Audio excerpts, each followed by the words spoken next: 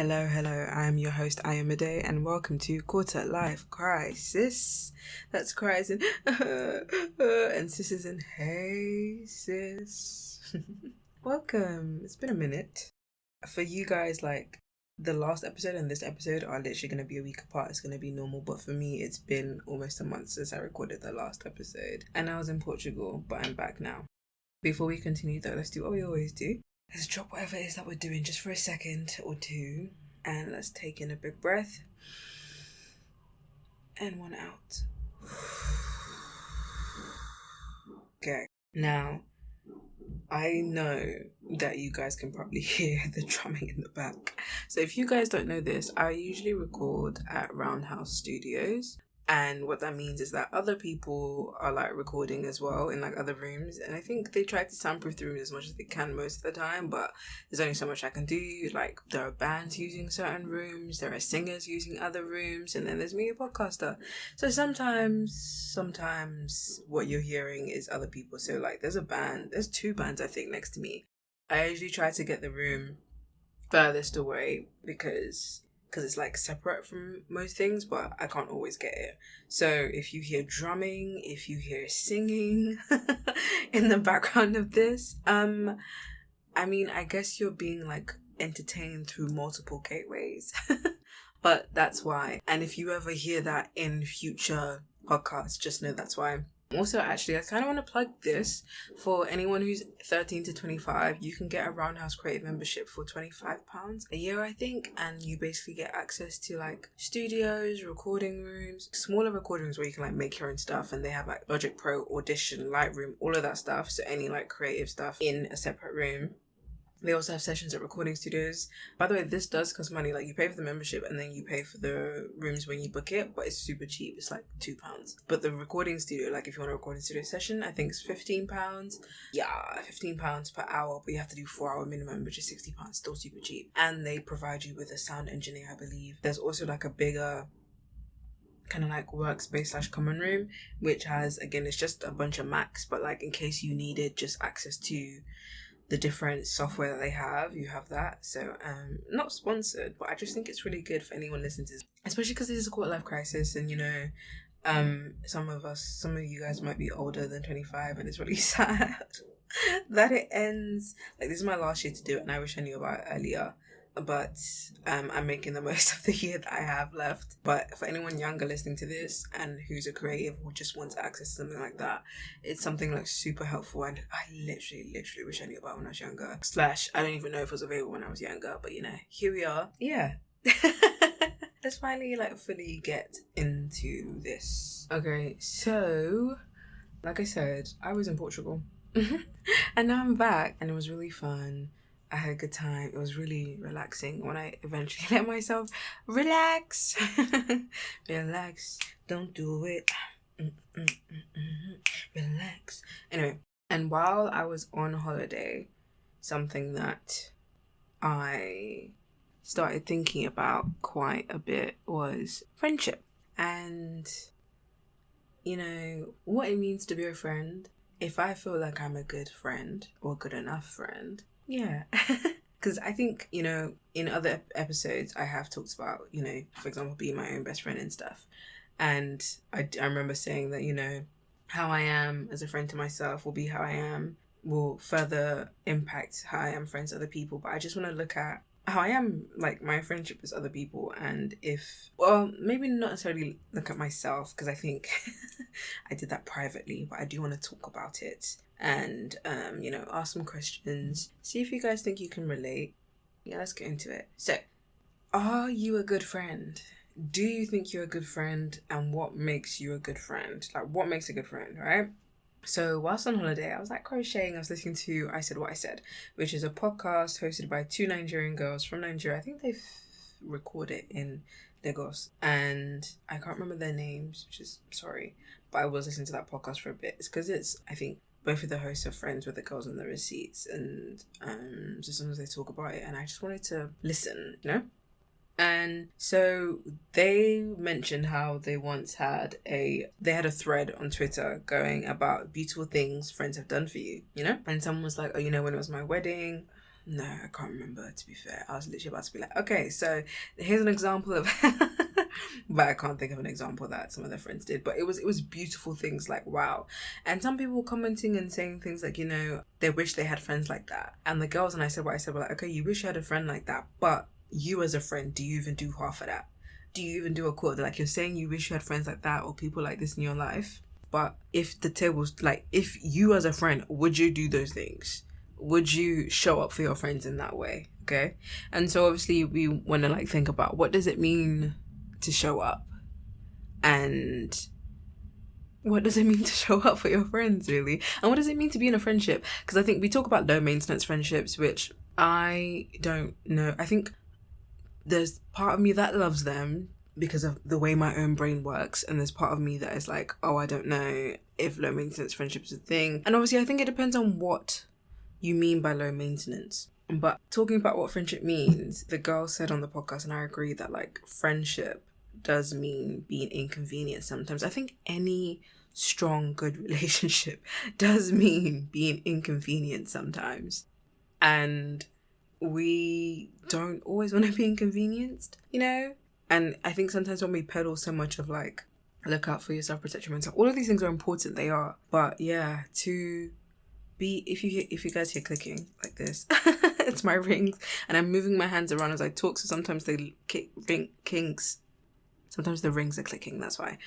Yeah, sometimes we forget that we have to be inconvenienced, right? If I go back to the topic of like low maintenance friendships, for example, to me, I guess like I have friends who I love dearly, and as someone, for example, who has lived in multiple places, sometimes it can be hard to keep up with my friends, because when you just have sounds like I'm bragging, I'm not. I think in my head, like the people who I get close, I'm like, those are my friends, and of course they are. But like, for example, I went to uni in Manchester, but I grew up in London, so I have my London friends, and then so I have my London friends, and then I moved to Manchester for uni, and I have my Manchester friends and people who I was super close with and I saw all the time for the 3 years that I was in Manchester. And then I was back in London. I made sure to like catch up with my friends who like, my friends from London, who, by the way, I still, saw every now and again when I was in Manchester, whether it was me going to see them coming to see me. And then I moved to Korea, and I had to make a whole new, like, bunch of friends who, again, I got super close with. We saw each other, if not every day, at least one. We didn't see each other every day, but we saw each other at least once a week. I think we saw each other like 3 times a week. To be honest, we saw each other a lot, so we developed a close bond. And then I moved from Korea back to London. So again, as an international babe, yeah, I have friends I know Manchester is not technically international, but you know what I'm saying? Like, I have friends in different parts of the world. And for me, I think a low maintenance friendship is that, like, friends understanding that I may not have the capacity or even, like, the space, because we're adults and we get busy to, like, think about them all the time, or to even, like, have conversations with them all the time, but to know that, like, the love is still there. I love them so much. And, like, if they are in a crisis or a serious time of need, and like they think I'm the best person to come to, I want to be there for them, and I will be there for them. / like, if I'm ever in their country, if I'm ever in America, if I'm ever in Belgium, if I'm ever in the Netherlands, they know that like I'm gonna hit them up. They're the one who like I want to see the most. You know what I mean? Or like if they're having like a big life thing and they want me there, like a wedding, a baby shower, whatever, like I will find a way, or at least do my best. And like if I can't be there physically, I will find a way to be there another way. Do you know what I mean? Like, that for me is low maintenance, in that we may not see each other every day, we may not talk to each other every day, but you know that when push comes to shove, I will be there for you. When you need me, I will do my best to be there for you, and vice versa. And when you want me to show up for the big things because you want my presence there, I'm gonna do my best to be there, And there's things that can affect that, whether it's money, whether it's like other like family obligations, because again, we're adults and there's so many things that like that can affect us. But I think for me, that is what I would describe a low maintenance friendship, because I know some friends, there are people who like, they want, like, if you don't speak to them every day, they're like, you don't care about me. Like, if you don't, like, but there are also some friendships, I think, like, if I am in the same country as a friend, I do think it may need a bit more maintenance. Like, I would want to see my friends, once a week. Yeah, I leave it because adulthood, work, but like, yeah, I would want to see my friends at least once a week. That's maybe a higher maintenance, but as someone who cherishes her friendships and knows how important they are to my sanity, for example, and so maybe that's not as low maintenance, but again, that's like the friends who are in the same country as me, and even the friends that are not. Like, if we have a phone call every now and again, once a month, once every 2 weeks, once every 2 months, whatever, okay? So that's what I've got to say on that. I think that's my concept of low maintenance, and I think what it should mean, because it can be exhausting. Like, we have so much access to each other, and like with texting and stuff, it can be hard. Like, some people are not texters, you cannot talk every day, and some people don't do well with long distance friendships and right? So I think knowing that is part of it. But then if we go back to, I guess, the friends that you're around, or even not around, I guess let's go back to like friendships being about inconvenience. I think an example is like, so let's say it's 1 a.m. and I'm asleep, but my friend is like in distress, emotional distress, and they need me to help them calm down. They've called me, yeah, because obviously they're not gonna come. Or even, okay, let's give 2 scenarios, you know, or like the differing things that you can do. So my friend has called me. They're in emotional distress, and they need me to help talk them down. It's 1 a.m. I'm tired. I was sleeping. And I'm the kind of person that knows that, gosh, if I'm awake for however long, because I don't know how long it's going to take to talk her down, calm her down, or them down. I'm the kind of person that, okay, if I'm awake for this amount of time, even if the phone call ends after half an hour, I may not be able to go to sleep for another 3 hours. And maybe I have to go get up for work in 5 hours, which means I'm only going to get 2 hours of sleep realistically. That is an inconvenience. But my friend needs help. I'm her friend. I would hope that in my time of need, this would also be reciprocated. I'm being inconvenienced, but at the same time, I love this person and they need me. And so I will inconvenience myself to help them. You know, that's an example of friendship being inconvenience. And like a more drastic thing might be like if the friend is like, a phone call is not even going to happen. They need like your physical presence, and you have to drive over to their place and stay with them and sleep at their place and then drive back to your place so that you can get ready for work and do you know what I mean? Bigger inconvenience, but still inconvenient. But those kind of things are what friendship is about, because it's easy to show up for the nice things, you know? It's easy. Like, oh, let's go get brunch. Cool, yeah? Because you know what? You're not really, you pencil it in, you find a time that's convenient for the both of you. You're going to get to eat good food. You're going to chit chat. Easy breezy. And maybe the conversations that you have may be heavy, but like getting brunch is still like an easier thing. You know, they're like, oh, I'm getting married. Come to my wedding. Some people, I'm not going to lie, sometimes a wedding can be a hard thing to show up for. I don't know for who. I mean, I don't have any friends who have gotten married yet, or that haven't invited me to that wedding. But anyway, but like, it's easy to show up when it's like the good stuff. The easier stuff, like, oh, I'm having a party, come. I'm getting married, come. I'm you know, come. But I think a test of friendship, like how much you care for people and how much you show up, can be in the harder things. As well as, because I think, you know, I'm saying that, oh, it's easy to show up for the good things, but like there are good things too that some friends don't really show up to if it doesn't like do anything for them, I guess. Like, you know, a friend might never show up to your birthday, or a friend might never show up to I don't know, your baby shower, like your birthday, because that's something that happens every year, you know. So you're like, maybe not a friend. And I think another thing, because friendship can be inconvenient or can be something about inconvenience, I think that's why, I guess, who you deem your friend is important, you know. Because if you have 500 friends that you consider your friends, and you're this person who's willing to be like a friend, bro, you telling me there's going to be ways in which you're going to be inconvenienced for like forever, you know? And I think it's also okay to know that some people maybe don't fall into that friend label, or even maybe have there's levels to the friend label. Because I think you can have people who are friends.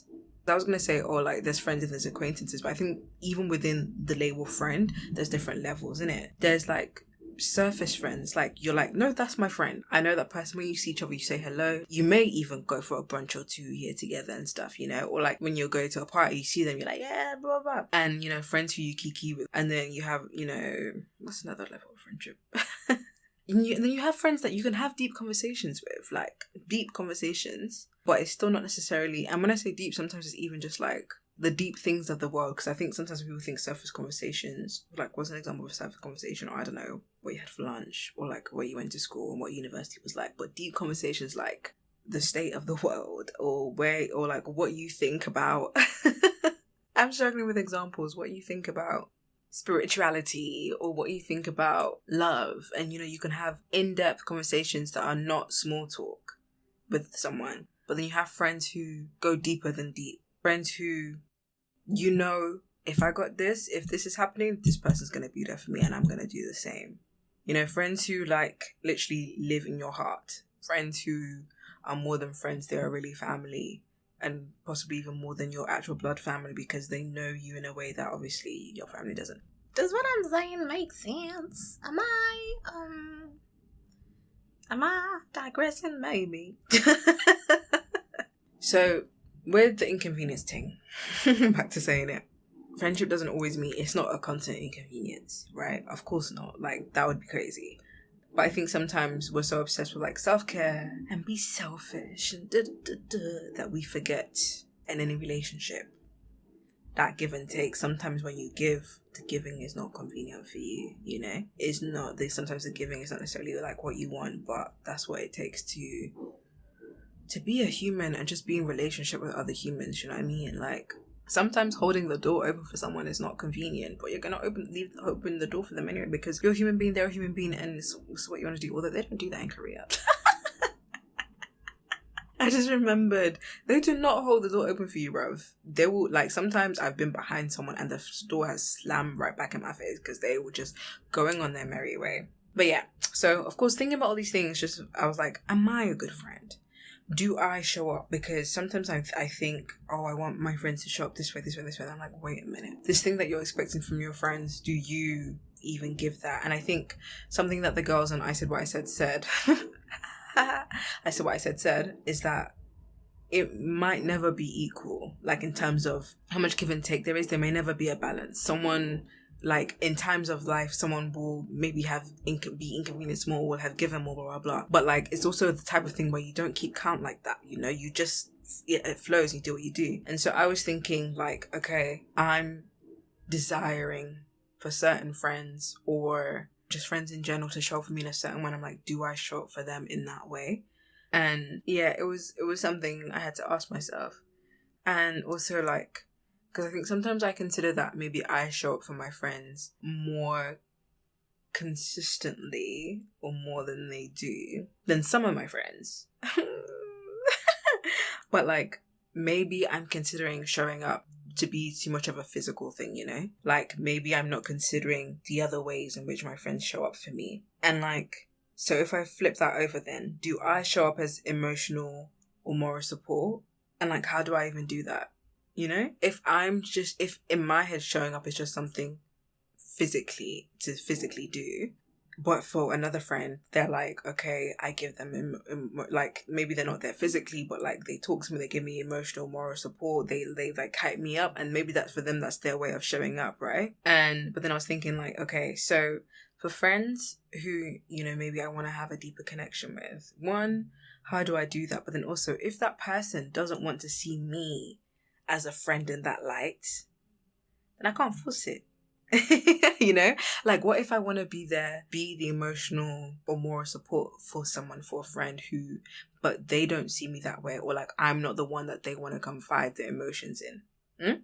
You know, so I'm like, oh, I see this friend doing this with this person, and oh, they seem closer with this person. It's like, oh, it's probably because they feel they have a deeper connection, you know, like they go to that person with their issues and worries. I'm like, okay, but I want to be that for you. But in their head, they're like, yeah, no, but you're not the person that I would want to go to. And so, like, just because I want a deeper relationship with a friend or want a friend to show up more for me doesn't mean that they want to, or just because I want to show up more for a friend doesn't mean that they even want me to show up, or they want me to show up in that particular way.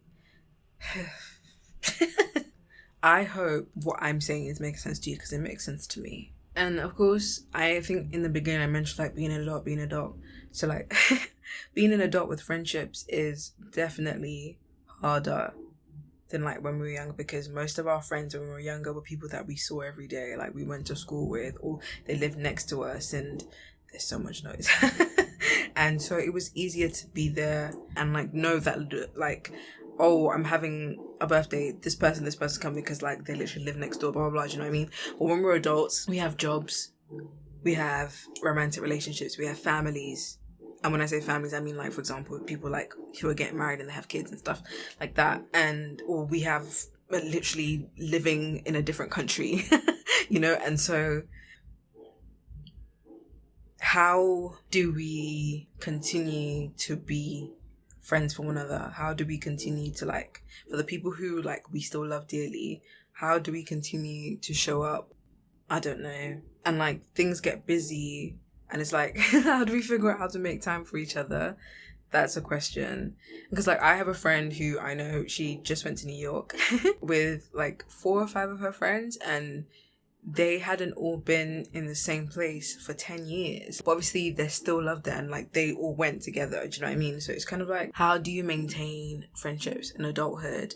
And which friendships do you realize you have to, like, say goodbye to? Or, like, which friendships do you kind of have to be like, we probably may not be as close anymore because I'm moving to another country, or we may not be as close anymore because I have a job that keeps me busy 23/6 and they're more free. Do you know what I mean? Like, it's a toughie, babes. It's a toughie. And, like, even besides things like the usual, like, living in another country, work, family, there's even things like grief. How do you show up for someone who's grieving? And I think with that, because sometimes we look for the right thing to say, but with that, it probably isn't a case of the right thing to say and literally just being there, or, like, ordering them some food, being like, if you need me, I'm here, and, like, not even in a talky way, like, let's go for a walk today because I know you need to leave the house and stuff like that, you know? So I have some questions, and I'm gonna try not to answer them because they're really for you, and I feel like I've kind of talked about them. Okay, so how do we balance how do we balance our relationships in this life, including the one to ourselves? How do we show up better for ourselves as well as for our friends? How do we build these, like, deeper bonds and realize that love is really it? And how do we deal with international friendships? Because I think sometimes it can be an out of sight, out of mind thing. What do we do there? What is your criteria for friendship? And who is just an acquaintance? What makes a stranger, I mean, I know what makes a stranger, but okay, what makes a stranger different from, like, a colleague? What makes a colleague different from an acquaintance? What makes an acquaintance different from a friend? And what makes a friend different from a friend you consider family? Yeah? How do we maintain friendships when we're far away or when we're busy? And what happens if one friend is more willing to make time in their busy life for one than the other? So, like, if I know that I'm also busy and I have all these things to do, but I'm more willing to make time for the other friend, for my friend, than my friend is willing to make more time for me, you know? What happens then? How do we bridge that? How do we, I'm guessing you communicate. You're like, I feel like I make more time for you than you do, or I try to make more time for you than you do. And when does a friend die if there's no malice? Sorry, not a friend. When does a friendship die if there's no malice? Like, if there's no, like, big fight, if there's no, like, she wasn't a good friend, they weren't a good friend, he wasn't a good friend. When do these friendships just kind of, like, die? How do we let them? Like, I know some, like, when there's friendships that you grow out of, but then there's also friendships that, like, I guess they just kind of fizzle out. How does it end? How do we end it? Do we need to end it, or is it just an unspoken thing? Or even, what about friendships that you genuinely, as in, like, there's no malice, there's no nothing, but you just don't want to be friends with this person anymore for no real reason other than, like, maybe you're not compatible anymore. So maybe, like, let's say it's even a one-sided friendship. There's no malice, you have nothing towards this person, but you just feel like your views don't align anymore, or you just feel like you're going in a different direction and they don't seem to want to be coming with you. How do you stop that? Or even if maybe a friend becomes boring to you now. Sorry to say, but how do you end that? Do you end it, or do you just let it fizzle out by, like, saying no to things a lot? Food for thought. Yeah, that's all I got to say on that. I hope you got something out of this. I hope you felt you could relate to some of what I said. I hope maybe this helps you look at your friendships and your role in friendship. So not just what the other person or how the other person is as a friend, but how you are as a friend.